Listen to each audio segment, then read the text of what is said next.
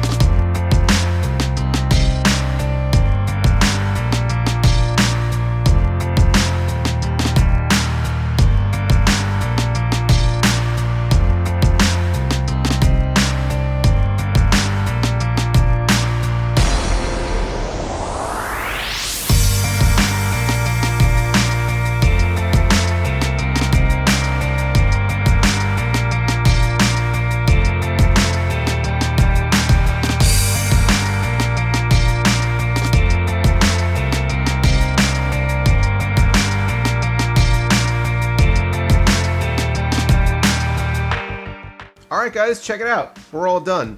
This is client build, I don't know, some number. I've lost track. But this is the Panda project. And obviously I called it that because it's all black and white. Now, this client contacted me without any real information or direction as far as what he was trying to do with this system. He said to me, hey man, I really dig your channel. I think the systems you build look really sweet, and I want you to build this for me. Here's a list of parts. So I did make a few very small suggestions, and we made a few very small changes, but mostly this is all his idea. He obviously loves the black and white theme. Started off the build with the Asus X99 Deluxe 2 motherboard, complemented that with the Intel i7-6800K, pretty similar to the build we did a couple weeks ago, Project Shadowhawk, which you can find right up here. And also, just like that build, did go with a GTX 1080, although he wanted to stay with the black and white color scheme, and he liked the idea of the white rings, like all the Corsair fans have all the white rings around them. So we went with the MSI Armor GTX 1080. For storage, we're going all flash here with a Samsung 512 gig 950 Pro NVMe M.2 SSD, as well as a 1TB 850 Pro. We're cooling everything with the Corsair H100i V2 CPU cooler, and I really am glad that we didn't go any bigger than that, because if you watch my review of this case, it's not really all that water cooling friendly.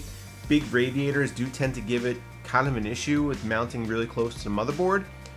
So the 100i V2 actually fits perfectly in here, and I think that's likely because they're both Corsair products and they were made to work together.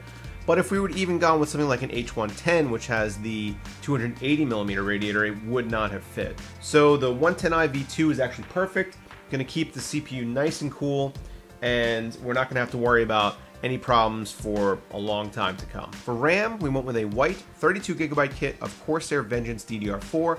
This is a 3200 speed kit, and I have it running at 3200 speed right now through the XMP profile. Similar to my last client, he's not a fan of overclocking. He didn't really want me to do any overclocking on the system, which is fine.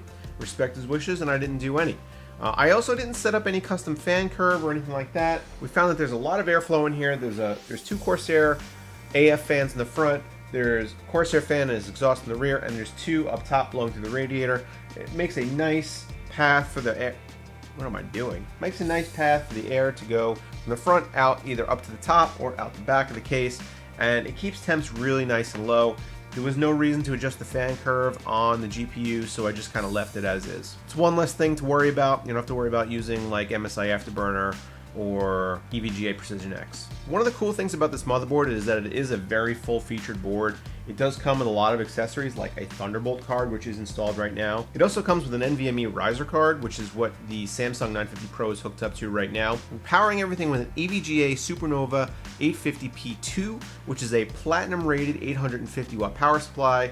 It is, to say the least, overkill in this system. We're only running one graphics card, and we don't need nearly that much power, but hey, it's very clean power. It's not going to be a problem at all, and we're able to use EVGA's new white color cabling set, which you can buy directly from their website. It's actually a lot cheaper to do this than buy a custom cable set from like CableMod or something, because EVGA is producing everything in-house and they kind of make it all together. And the whole cable set I think was like $80 or $90, and it comes with more cables than you'll ever use in any system build. We also put an NZXT Hue Plus in here, although because he did want to stay with the white and black theme, all the lights are just white. We could have used Asus's built-in RGB LED header, but that would have meant purchasing separate strips that are compatible with the board, and he just wanted to go with the Hue Plus, so that's what we did. I actually just mounted the Hue Plus to the bottom of the case using a little piece of double-sided tape. It's mounted right in the spot where the hard drive cages actually used to go. I'd taken them out because we're only dealing with flash storage here. So I just kind of opened this up in case you guys wanted to take maybe a closer look and see what everything looked like without the window being in the way. But I think this came out great. I sent him over a picture. He was super happy with the way everything looks, and I'm going to ship this out on Monday. So what do you guys think of a build like this? Like I said, I wasn't really given much context as far as what he's going to be doing with the build. I just know that he wanted X99, so that's what we did. I actually really dig a black and white color scheme inside of a white case. You could do it inside of a black case, but it loses a lot because the whole surrounding entity is black, and then you just have like bits of white inside. This way, you actually have the predominant color being white with black as the support color, and it actually looks really cool. So that's it for this video, guys. I hope you guys enjoyed it. Please feel free to leave me a comment down below letting me know how I screwed this whole thing up. Also, get subscribed to the channel if you like this kind of content, and hit me up on Twitter if you want to see something in particular. I am BPS_customs. So until next time, guys, thanks for watching as always.